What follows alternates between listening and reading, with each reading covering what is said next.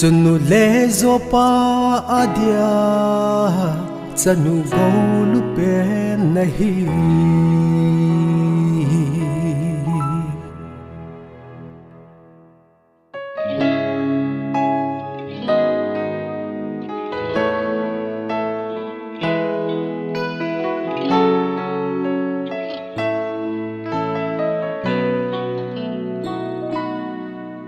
kum le la pha le ni khu aki hezin chung mang pa thenin phat theina bo zalin chung no lai gila konin na hu ping do in chung le zo adia chanu go lu pe nahi na la na ni tu ni na hu lu ye pathe le ho bum mi lu de ya na hi na chun le zona in sung hi na choi sang ni na phung chan na a ga pha tam pi hin se fi Pathen pathena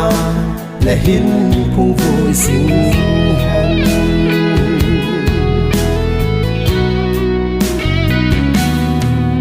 kum le la pha le ni khu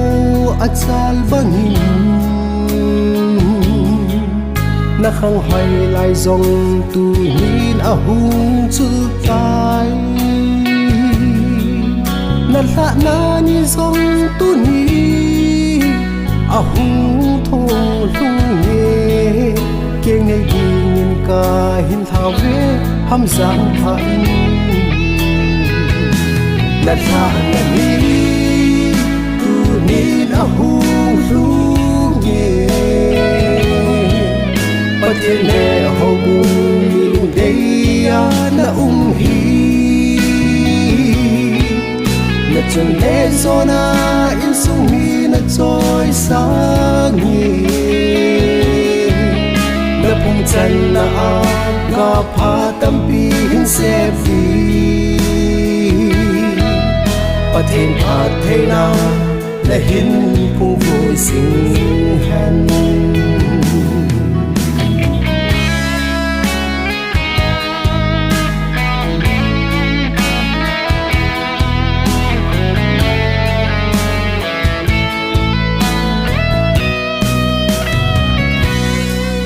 Chunu le zo pa ki pa na hung hilang na lun nan Christe in sung nong hin se min na so le na ma na tu na cha hung hung hen Christa nai lun nan kum pon na pi sing hen na la na ni tu ni na hu lu ye pathe le ho bum mi lung de ya na hi na chun le zona in sung mi na choi sang ye na phung chan na a ga pha tam pi hin se fi Pathen pathena na hin phung vui sing